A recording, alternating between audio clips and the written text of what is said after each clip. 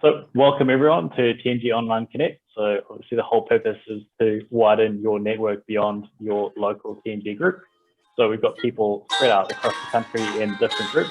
I will ask if you could just mute your mute yourself so we're not hearing your jingly tones and your phone calls. That would be great. Now, obviously today we do have guest speakers coming in talking about various topics, and today we've got Daniel. So Daniel Noyce from Pinnacle Property Services. So he's had a wealth of experience. Now, where did my notes go? They just disappeared and jumped off my page. That's all right. Back on track now. So Daniel, after a long career in corporate, 3 years ago switched to something completely different, which was looking after houses, water blasting, coined as the best dressed water blaster in town. Made a bit of a switch in COVID, and today he's just going to be telling us a little bit about that story, about what caused that switch, about how he managed to succeed, and how he's actually gone and taken his business and tripled, quadrupled his turnover. So we're all in business. We're all in business to network, but we're also in business to make money. And if we can learn off others who are succeeding, then we can definitely take some tips away. So Daniel, please. All right, thanks for that introduction, Dan. So I'm still getting used to presenting through Zoom. I'd much rather be standing in front of a crowd of 500 people on a stage than trying to do this. So I am standing around, so if I move around, that's why. And if I suddenly fall backwards, it's because my dog's probably come and stood behind me and I've fallen over it. So thanks for tuning in to hear my story. I'm going to delve a little back into my history, make it a little bit of a story, and hopefully make it entertaining. And what I want to do is help us look back to reflect on the lessons in life that we can take forward into business. So I'm going to talk about how I left school with 0 qualifications. I bummed around America and Europe quite a bit, to moving on to becoming the sales director for one of the largest print solution companies in the world. To coming back here, and then after 20 years in corporate, finding myself washing houses for a living. So what we need to reflect on is one of the most powerful sites we have in our arsenal, and that's the power of hindsight. Hindsight isn't just for looking back and going, if only I bought that lotto ticket. It's to look at all those periods in your life, almost like sliding doors moments, that we can recognize that shaped us, who we became, but also how we can interact with our businesses going forward. So if I start way back at school, and I'll just briefly touch on that, school was actually a really good time for me. I had a lot of fun. We partied, we had pool parties all the time.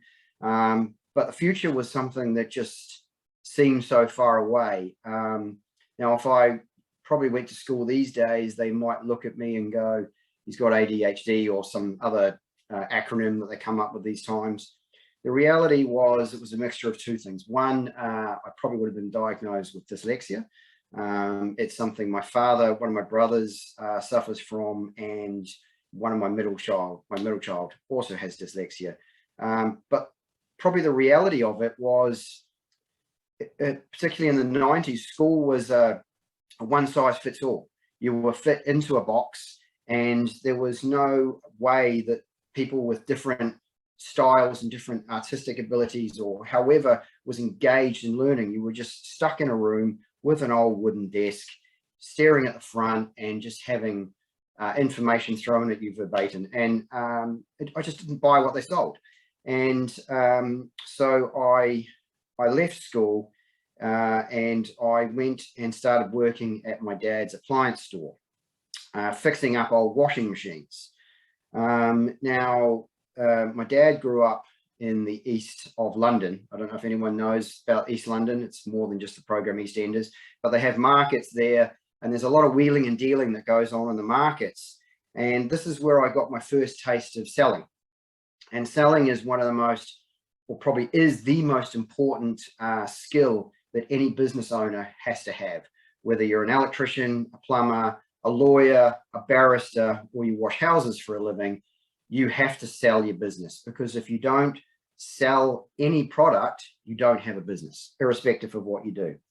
So the shop was based in Mount Eden, which is an affluent area, but it was also one of the largest suppliers to income support. So through that, we had barristers, lawyers, doctors, but we also had people right down on their luck, lower socioeconomic, who came in to get things on income support and social welfare. And this was also the time when the doors were opened up to New Zealand, and we started getting large migration from Southeast Asia, India, all different sorts of parts of the world that we hadn't actually experienced before, which brought a whole lot of interesting new challenges for people, because we were trying to understand new cultures. And a lot of these cultures would come in, and Kiwis, particularly back in the early 1990s, mid 90s, sometimes they would get a little bit affronted by the culture, particularly the culture of bartering. So when a lot of Indian people would come in, a lot of the sales guys would be like, oh, I don't want to deal with them, because they're just used to people coming in and paying the ticket price. So I would actually see it more of a game. And I remember one story in particular. A gentleman walked in and he looked at a fridge, and the price was, I think, about $800. And yes, you could buy a fridge back in the 90s for $800. And he came up to me, and the first question he said was, what's your best price? So I looked at him and I looked at the fridge and I pondered for a while, and I went, 1,100. And of course his face was, what? And he goes, no, best price. I went, oh, okay, I'll do it for you for 1,000. And of course he was still shocked, and we went backwards and forwards a bit. And in the end, I negotiated him back down to the listed price, and I think I threw in some ice trays. He was happy. I got the deal. We all walked away. And what I took out of it was that we have to accept that everyone's different. Particularly, nowadays we've got people from different ethnicities who are born, they're Kiwis, but there's different things which shape us. So we have to learn to deal with people on an individual basis and put ourselves in their shoes. And so we have to, reflecting on these two stories with our business, is always look at your business as not a one size fits all. How, your business has to be able to, I don't like using that word pivot, but it has to be flexible, and it has to be able to move. Never be wedded to your ideas. Always be prepared to change or look at things with a different perspective, because there are always different ways you can do things with a business to reflect what that particular customer might need.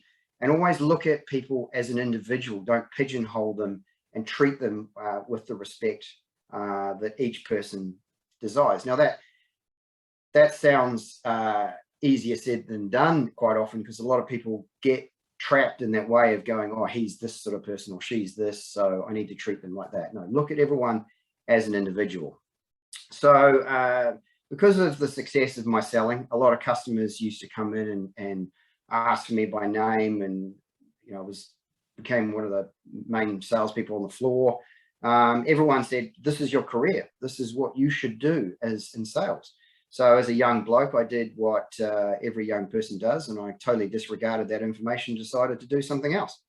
So I ended up going over to the States. I did a season as a snowboarder in the States, moved over to London. You'd be surprised to learn, as a Kiwi in London, I did some bar work. I was also a white van man, which took me back to my family's East London roots, because everyone in East London drives a white van. I went on and worked as a European tour guide, and I got to about 22, and I realized, okay, now is time to actually make some decisions and grow up and do something with my life. And this was the late 90s, and this is when the IT bubble was coming up, and there was the 2000 bug. Everyone was freaking out that the clock was going to turn over and the world was going to end, and it was going to be Armageddon. So I decided this was the time to go back to New Zealand and study and get into IT. So as I came back to New Zealand, I was conscious I had no qualifications to be able to get into university. So I went and did a 6-month entry-level program and flew through that, and then entered as an adult student.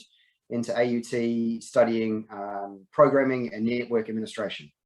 Now, I was told by a lot of people who knew me and knew me from school, you won't be able to do that. You don't have the smarts for that sort of thing. It's too hard.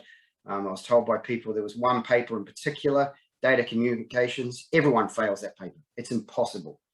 So I took this on as a challenge, and as an adult student, I was also conscious that I wanted to get ahead of time. I was now in the rush. So instead of doing 4 papers a semester, I did 8. And I spent all my time studying, and I passed everything with distinction. So it was an important lesson to me that if you actually find something you're interested in, and you throw your passion and your drive and your determination, and you forget your distractors, you can actually achieve. And that's the important thing out of that lesson. Was a lot of times when you're looking to do something different, whether it's study or set up a business, a lot of those who are closest to you will actually project their own fears and concerns onto you. So how often, or how many of you, when you said you're going to start a business, your wife or your mum or your dad or your brother, sister said, no, you shouldn't do that. It's too risky. It's too risky. You should go get a job and get a 9 to 5 and be a doctor or be this.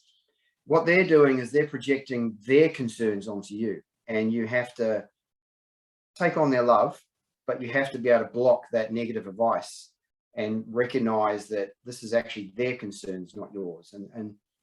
And that's I think a valuable lesson that we can all learn, that sometimes those closest to us with the best intentions actually can have the most negative effects. Because if somebody you dislike comes up and says you're going to do something, you're not going to take that personally. You're not going to listen to them, are you? So I was now armed with an IT degree, and I was armed with some other information. Sitting in front of a computer all day is pretty boring, and I'm not the sort of person that can just stand there all day and program. So I was back to being a salesperson. So if I'd listened to some of the positive advice, maybe I would have got there earlier. So I went to a recruiter, and the lady sat down and she said to me, well, the problem is you've got no experience. The best I could do is offer you a job or a job interview with Sharp selling photocopiers. Now, I was mortified. I had this vision of selling photocopiers is worse than being a used car salesman, no disrespect to used car salesman. I pictured guys with knee-high white socks and bad sunglasses and terrible suits.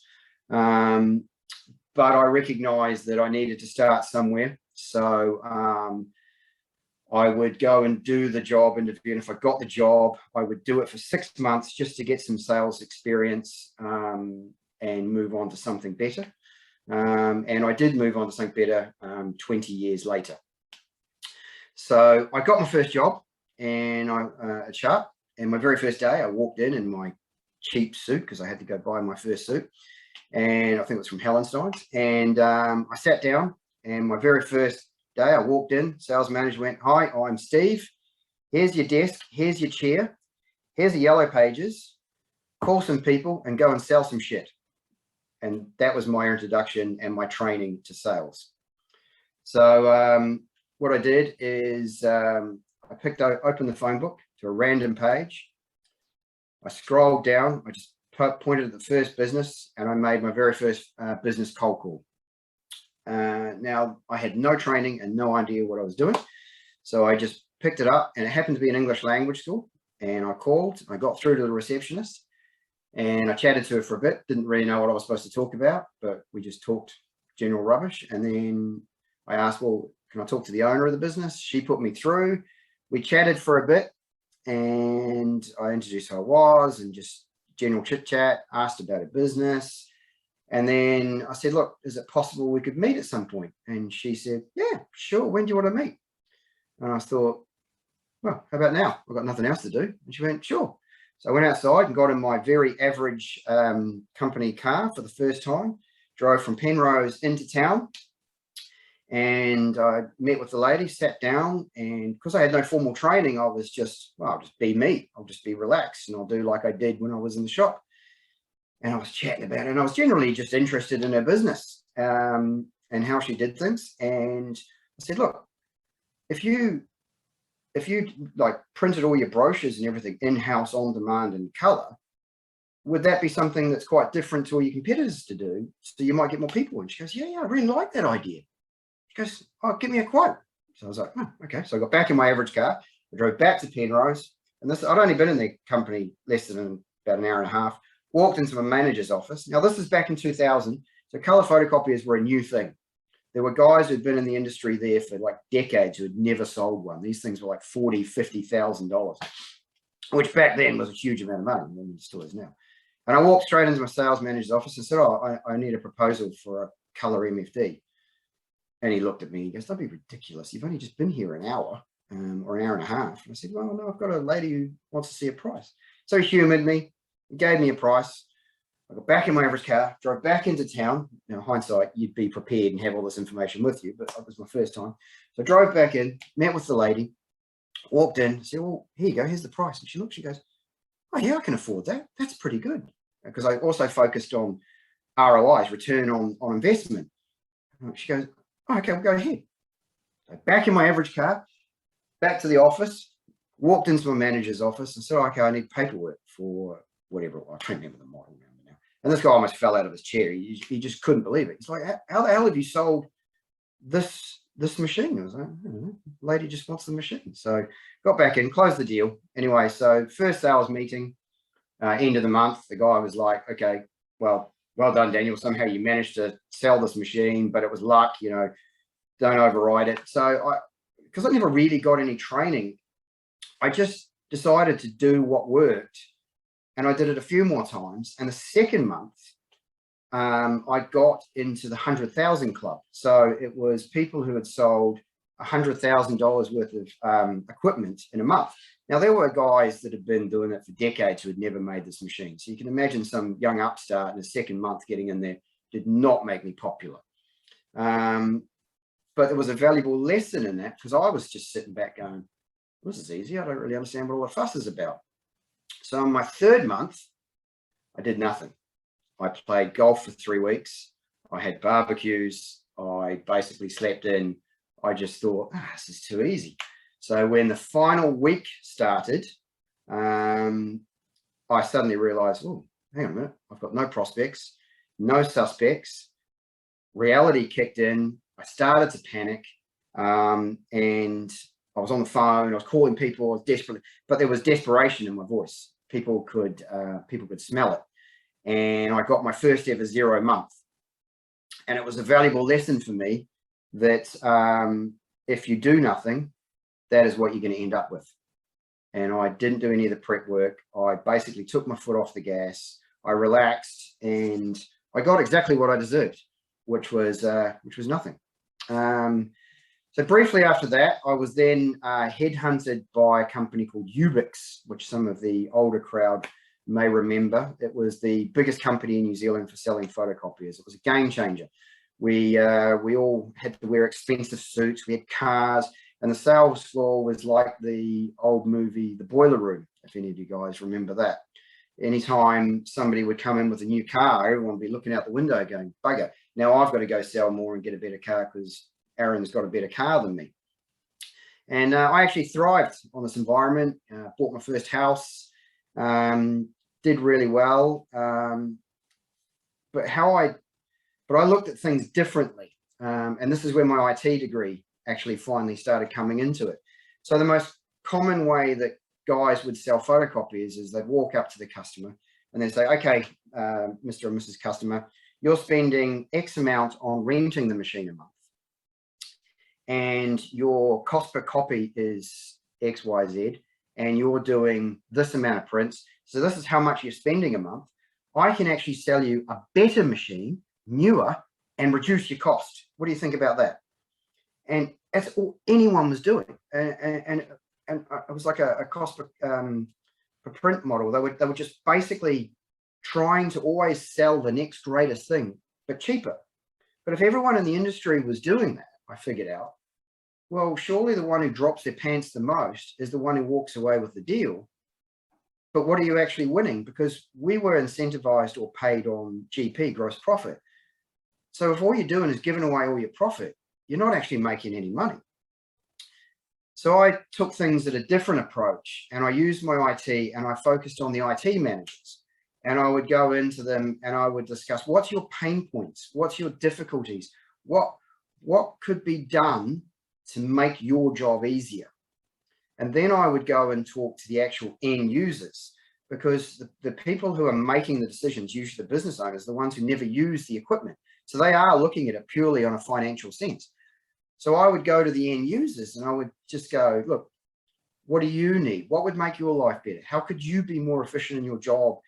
And to be honest, the things we were actually selling were pretty basic, mundane things that actually came standard with the machine. But by focusing on them and emphasizing those things more, and what the return, not just financially, but the staff benefits. And you'd be like, okay, Tony in sales said that if I had this, but if he had a booklet maker, he could make it more professional brochures and go and sell more. And Sandra over here said if she had OCR software and all this sort of stuff, it would make her job easier. She would get through work. And I would actually then say, look, I'm probably your most expensive proposal you're going to get, but these are the actual benefits you're going to get. And I would pretty much always win the business, because I'm focusing on the customer and what he wants or she wants, rather than just focusing on desperately trying to get a deal over the line. And it was a model that was very important to me and reminded to me when one day I lost a very long-term customer to Ubix. These guys have been with them like 10, 15 years. And it was because I got a little bit arrogant and a little bit complacent, and I was the man in my own mind.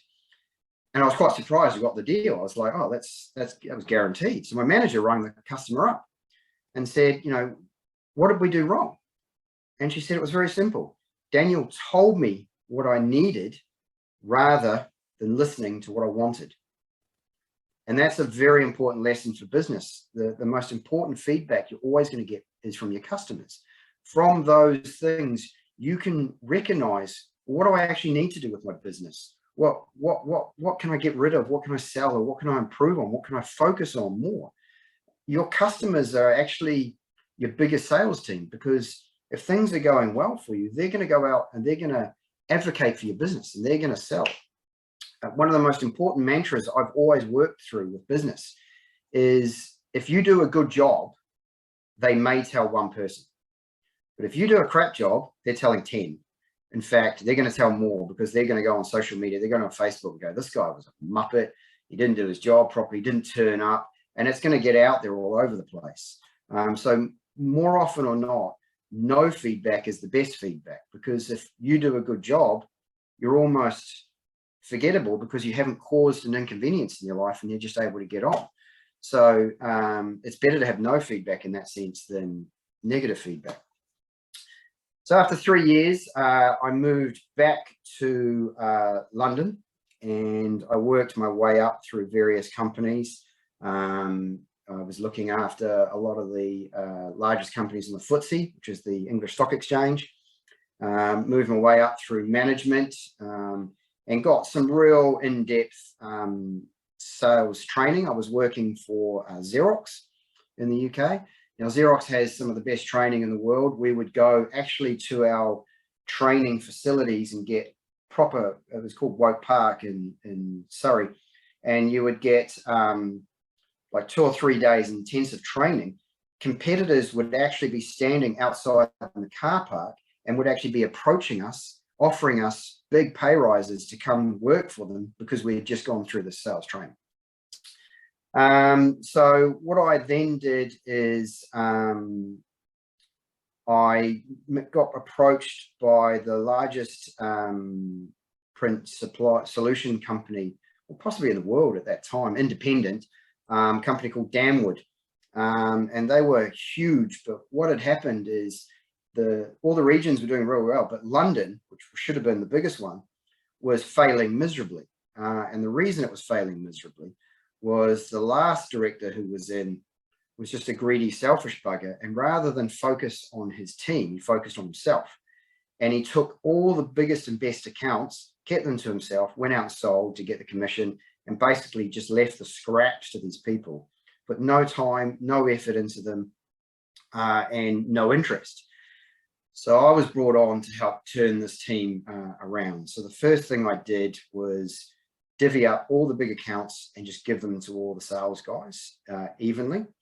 I then looked at the performances of people and had to do what's always difficult in a business and make the hard decisions. So you can't let personal feelings get in the way of a business if it's failing. And what I mean by that, there were certain people in the company that had been there for decades. They were almost part of the furniture, but they didn't sell anything. They were literally just there because they'd been so long, and no one had the heart to move these guys on. So I came in, made the difficult decisions. I gave them every opportunity, but unfortunately, some people were just stuck in their ways and not prepared to take opportunities that are willing to come. So we had to manage these people out. I then focused on my experienced guys and girls and said, I trust you to do your job. And I let them go. And I didn't micromanage them. I wasn't on their case. I just let them know that I believed in them. I'm there for them if they need, and I trust them. And then I focused on the youth, and I promoted a lot of youth through the business because they're hungry, they're dynamic. And I spent a lot of time on sales training, sales techniques, how to actually go out and talk to different people in the business. Now, the most important skill any salesperson has to learn is what's called mirroring. You have to mirror the person that's in front of you. So you've got all different types of personalities. So if you're talking to the IT manager, he generally just wants, or she just generally wants to focus on the pain points of their business and what can make their job easier. If you're talking to an HR person, they generally want to focus on how people can be better, and they'll be more open to talking a little bit more personally. So when you go in, how's your weekend, etc., etc. If you're talking to a finance person or the owners of the business, they just want to talk business straight away. What have you got for me? What can you do to improve me? And if you want to talk to a salesperson, they generally want to talk about themselves. So there's certain different ways to actually focus on how you can deal and interact with the person. And if anyone ever wants any sales feedback, I'm always happy to take a phone call and discuss that with people. So the business actually turned around very quickly. Within about 6 months, we went from being the lowest performing region to the highest performing region. I then brought in 2 sales managers, promoted from within to work under me, split the teams in half, made it a little bit competitive so they're competing against each other, and was personally thanked by the CEO for turning this business around that was a massive financial burden. And then reality hit. Major financial mismanagement within the senior levels of the team had actually caused ripples right through the business, and the business was actually at risk of falling over. So they had to make major decisions to try and save the business. So I was sat down with the CEO. This is after only 12 months. And he said, we thank you so much for what you've done to change the infrastructure around. It's working so well. Unfortunately, we have to make your job redundant because it's the highest salary and we have to make as many cuts as we can. So that was another lesson, that when you're working for other people, you're not always going to fully recognize the fruits of your labor. So, I wasn't paid any extra bonus or incentive to do this. It was just part of my job. I'd sort of turned it around, made them a lot of money, and I wasn't going to get recognized for that. They begged me to stay on the business, but in a lower down position, which was not going to happen. So I was made redundant. I worked for another year for another company. And then my wife and I decided, we had 2 kids by that stage. London wasn't a place to bring up kids, and we would come back here. And I was offered a job working for Fuji Xerox, selling the big, large production equipment. Tony would know only too well. And I was looking to come back and do something different, but I was sold the dream. Greg, sales manager, sat down. He had flashy suits and was driving a high-end Audi, and everyone was driving sports cars, and he said, oh, look, all these guys, we're earning 300,000 to $1 million a year. It's this, it's that. And I got a bit suckered into it. It sounded too good to be true, and it was. So 3 months after I started, there was SFO was brought in to investigate Fuji Xerox. I started to feel like it was me, major mismanagement going on within the business. And they had to write down in my first year of business 50 million of losses off a 220 million turnover. In the second year, they wrote down 250 million of losses on 200 million turnover. All the while, they're just pushing us to sell more, sell more, sell more. You'd come in with a big deal, you'd be all chuffed, and you go to your manager, go, look at the big new business deal I closed. And his response would just be like, great, what else have you got? It was getting tougher and tougher to sell as the FSO put more restrictions onto us. So we were getting to a point where virtually nothing was being sold. And when you're mostly a commission-based salesperson, that's quite tough to take, particularly as they were pushing out the payment processes 6 to 9 months. They were making massive losses, redundancies. Normally, the first people to go is admin, back office, and engineers. So if all the engineers are being made redundant, as Tony would know, you're very reliant on your machine working so you can sell your print. If it breaks down and you can't get an engineer there, that doesn't reflect well on us as salespeople. So there was a lot of things taking out of our hands, causing us to not be able to sell. So the senior leadership team's solution to this problem was they would lock themselves in the ivory tower of the boardroom. They would bring in very expensive flashy lunches, and they would lock themselves in there for 2 days, and they'd brainstorm all these ideas. And then they would come out and they'd present this world-saving solution to us. And I would always look at it and go, not one of you came to us as salespeople, the face of the business, and actually said, what do you need? What do you actually need to do your job? So again, they came to us and told us what we should be doing, which was usually bollocks anyway, but never actually understood from the feet on the ground, the cold face of the business, what is the reality of the situation? And I couldn't quite get my head around that, because you can come up with all the best ideas in the world, but if you haven't actually spoken to the people that are engaged with that part of your business, how do you know that's going to work? And that comes back to something I've talked about quite a bit, which is listening. And selling is actually 80% listening. You listen to people and they will tell you what you want. Too many people just, and I've been there in sales meetings where they're just like, it's like listening to my 10-year-old daughter, just word salad just flying out. And the customer's sitting there and you can see they're unengaged, because the most important thing is for them to tell us what they want. It doesn't matter what it is you do as a business. Your customer will tell you what they want, and then you can work it around to find a solution that you sell.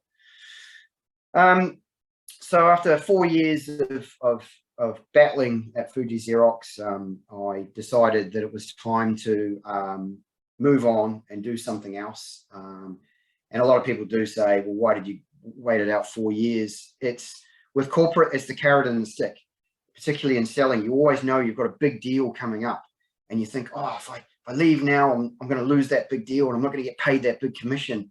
But it's just a constant wheel, and you're constantly chasing and worried. At some point, you've just got to bite the bullet and walk away. So I said to, I was having a coffee with a friend of mine who had left the industry, and he started up a painting company. And I was talking about bitching and moaning about Xerox and blah, blah, blah. And then he started bitching and moaning about his house washing guys. He was like, oh, they're so unreliable, tradies, they never turn up on time, they don't communicate, which, coming from professional sales, was just the antithesis of what we did. Everything was about communication. You know, if you're going to be late to a meeting, you ring up and you tell the customer that. And I was saying, well, you know, somebody needs to bring more of a commercial mindset to business. And he just turned around and said, you should do it. And I made the decision there and then, like literally on the fly. Okay, let's do it. Let's see what we can do. So I went away and I explained to my wife, I'm going to start up a house washing business. And she said, okay, I support you in doing that, but don't leave your job until it's up and running, because we still need to pay the bills and the mortgage. She said, I'll support you, but we need to have an income coming in. I said, yep, I agree. 2 days later, I told my boss to go F himself, and I walked out of the office, and then I had to ring my wife and go, I didn't quite wait as long as you expect, but fortunately she was fully supportive of that. And the lesson out of that, maybe don't be so as irrational as I was, but I know a lot of guys, a lot of my friends are very high CFOs, CEOs, etc., but they've always wanted to break out and do their own business, and they've planned, and they've come up with these ideas, and they brainstorm, and they have everything, but they plan it to death. At some point, you've just got to actually go do it, and action drives out fear. And sometimes you've just got to go and get on with life and start these businesses. It's good to plan. It's very important to have an idea where you're going, but actually you've got to have an execution. Now, you're all business owners, so you've all done the same thing, but a lot of people just don't have that in them to go and do. So we started Pinnacle Property Services. We do exterior building washing. So we do commercial, we do schools, we do roofs, we do all sorts of things. And one of the key differences in our business is we actually care, we listen, we communicate with people. We're going to be here at 10 o'clock. We turn up at 10 o'clock, and the amount of jobs we say we'll turn up to quote at 10, and literally the person walks out and goes, oh, you're actually here. Oh, you've got the job. And we haven't even quoted. They're just like, my God, you turned up. I can't believe it. We do before and after reports. When we turn up, we explain what we're going to do if the person's home. We do the job, and then we always walk them round, and we do our quality control with the customer to go, okay, anything you're happy with, just to make sure that get them engaged, get them excited about it. We talk about the process we've done, the chemicals we use. We've done a lot of research to make sure we have the best chemicals and the best equipment. I invest heavily in making sure that we have the right equipment. If something's going to make our job better, I don't think about the cost. I just go get it done, because that's an investment in the business. And we listen, we care, and I'm very cautious on the staff I have. I get asked, I get sent CVs all the time, but I'm very picky about the people we bring in. And when they come in, they have to be treated like part of the family.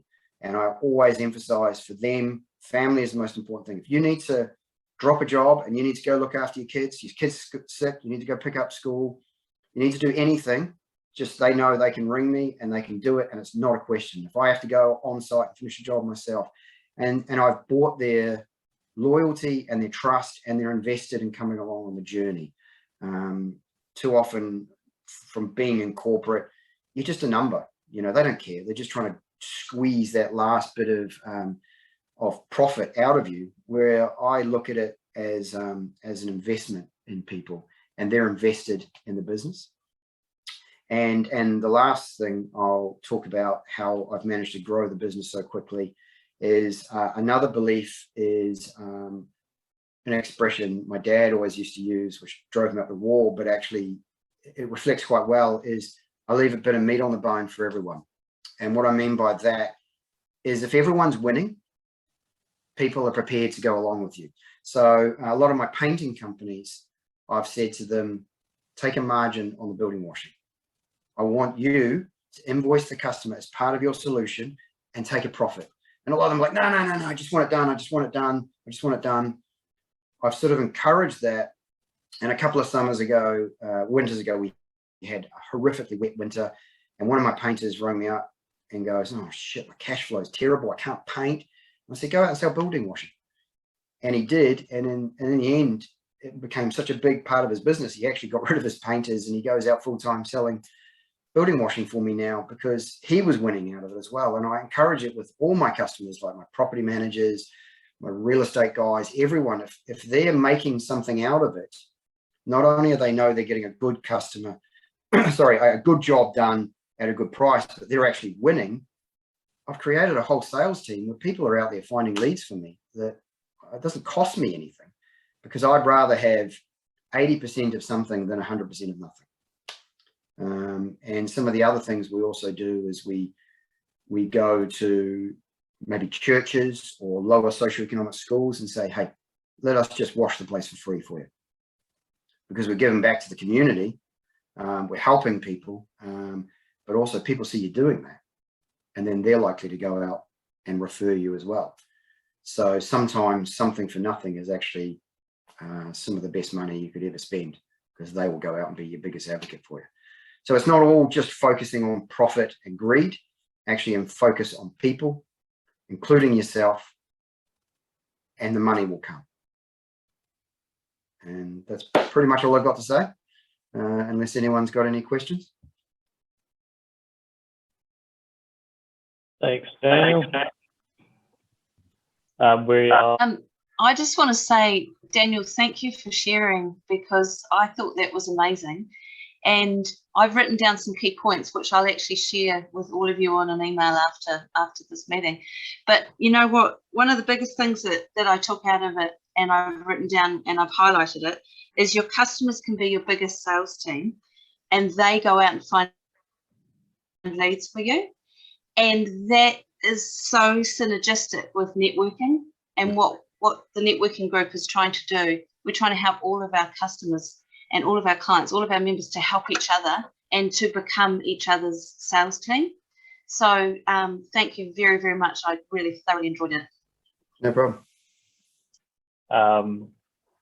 Cool. What we'll do is, and obviously if you do have any questions or thoughts later, then do get in contact with Daniel as well, because there's contact details Melanie can provide you, or Dan, if you just pop them in the chat as well.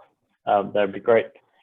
Cool. Well, what we'll do is we'll just do a quick wrap around the room, introduce yourself, and maybe what you got up today, and then we can go into this awesome sunny weekend weather that hopefully everyone's got. I can see it in the background of Theo's video. So hey, let's start with you, Theo.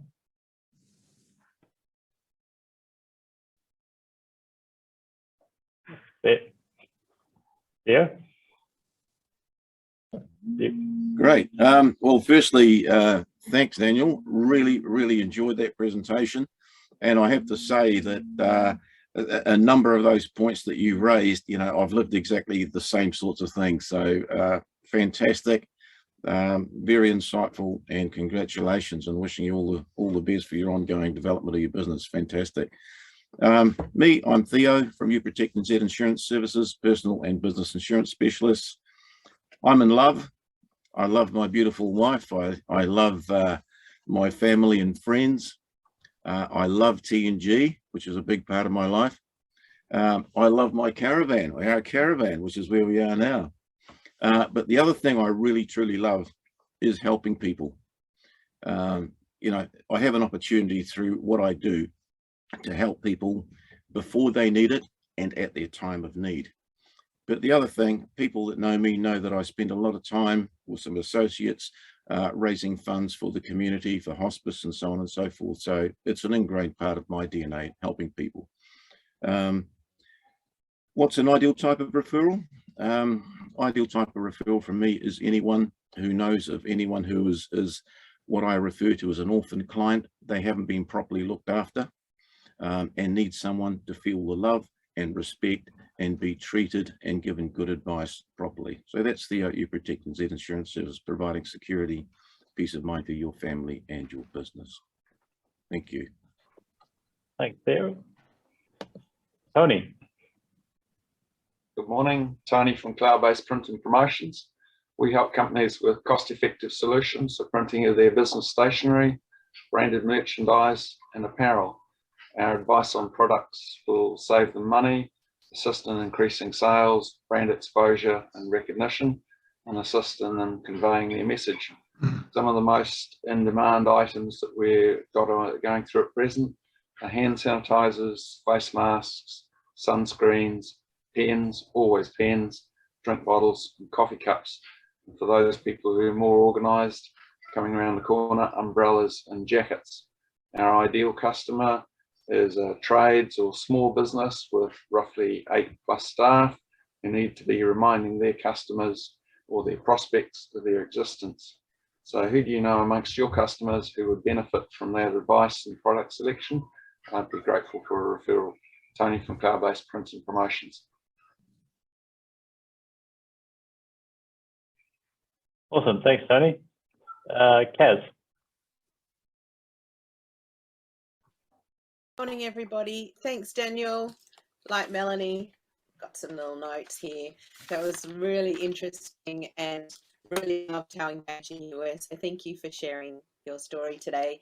I'm Kaz from Paws Perfect Dog Training, local dog trainer on the North Shore of Auckland, based in the Dairy Flat, Silverdale, North Albany area. And I'm one of those people that like to encourage people to get their dogs back. And so I'm all about building relationships between human and four-legged furry friend. So that they're, you know, when you get that person who's running along the beach and they're screaming and yelling at their dog and their dog's just ears are flapping and they're running off. So I'm here to help people get their dogs to come back and their dogs want to be with them rather than run off and see something more distracting. So I found that avoiding the distraction comment in your presentation really relevant to dog training as well. So that's Kaz, Paws Perfect Dog Training. If you know of anyone who struggles to get their dog back, then I'm the girl to help them out. So Paws Perfect Dog Training, learning games for life. Thanks, Kaz. Malcolm. G'day everybody. Danny, great presentation. Coaching 101 in a lot of ways. So the one I really most love, mate, was this this whole corporate thing of wrapping themselves up and going into a retreat for 3 days instead of engaging with the people they really need to. You know, that is so reflective of so many corporates. So in terms of line of that, I work with a national advisory company. We're privately owned, so we're real people. Business Success or BSP Advisory Group now, and I work as a business coach in that area. My targeted, I guess, focus at the moment, and I work with the TNG Cambridge group, and remember there, is to say to people, can you please reach out as we go into, I think what could be quite a dark winter and a pretty interesting time of business over the next couple of years. Reach out to somebody like me. We charge you for the time, you know, initially, and just have a chat, if you like, about why you're in business, where you're going, whether you do have the high level plan that you need to have in place, and don't be concerned about, you know, sharing, you know, the hard stuff with some people. You know, as New Zealanders, we're so conservative, we're so inward looking.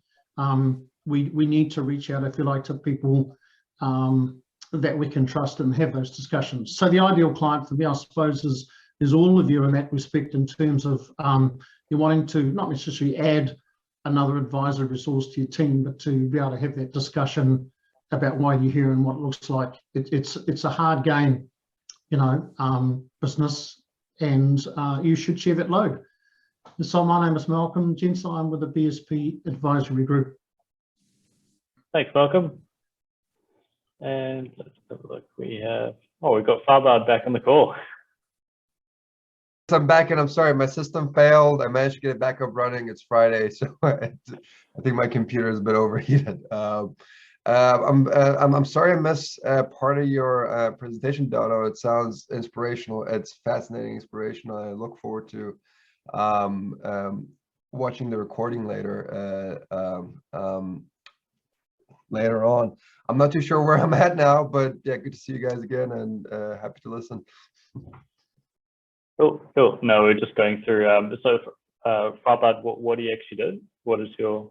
I see. So I'm the co-founder of V Digital Marketing. We do digital marketing, from web designs, Google Ads, social media marketing, SEO, and graphic design work. We mostly mainly work with SME clients, small to medium sized enterprises and businesses and companies. Our value system around experience, transparency, efficiency, and creativity. Cool. Awesome. Yeah. Awesome. And I think Nigel. Thanks, Dan. And Daniel, thank you for that presentation. There was some terrific synergies through that. Like you starting in East London, I started on stores in South London, working in markets then. You learn how to communicate to people, how to read your audience. In here, I work with Cardi, But fortunately, I wasn't selling photocopiers. I was selling phone systems and voicemail systems. But I saw those guys in the shiny suits out trying to outrank each other with the cars they were driving. When I went to Australia, I built the company up. We were overperforming, and we got bought by a competitor. I was out, having relocated everything. So many parallels in that. The important thing is bringing the knowledge you've got, the experience you've got, and presenting it to the clients. That's what I do. I look at strategic partnerships with people for their online marketing and their offline marketing, and how they can relate to other people to sell for them. As Melanie mentioned, TNG is all about doing the same thing. You build the relationship of know, like, and trust, and I work with people to show them how to do that. How do you leverage from that? And use that into all the back-end systems and processes that you use. That's Nigel, Phoenix Consultancy. Thanks, Dan. Awesome. Thanks, Nigel. Cool. I think that was everyone. We had a few people leave and come back in, so my screen's a bit jumbled around. But I guess that leaves me and Melanie. So Melanie, you go ahead, and then I'll just close. Thanks, Dan. Hi, everybody. I'm Melanie from the networking group, and we obviously prefer face-to-face networking, and we offer structured networking meetings on a fortnightly basis.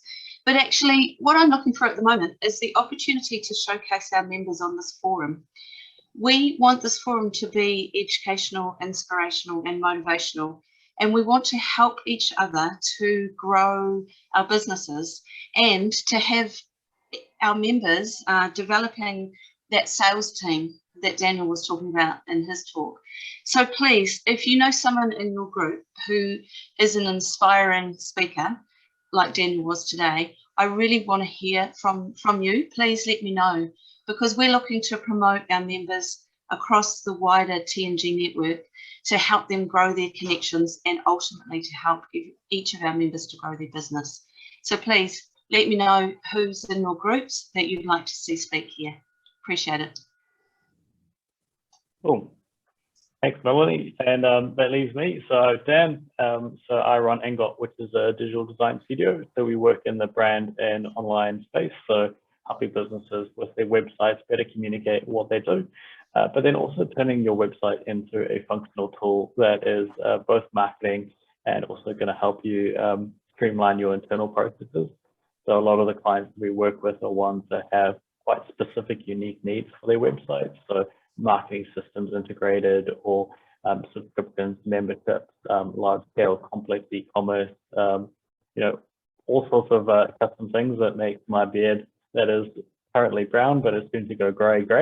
But you know, that's the space that we love to work in, is the complex, large-scale sites that need to integrate with lots of different things like the social marketing, like all the other ecosystems of that marketing world. So that's me, Dan from Engot, and websites and brands. That's what we do.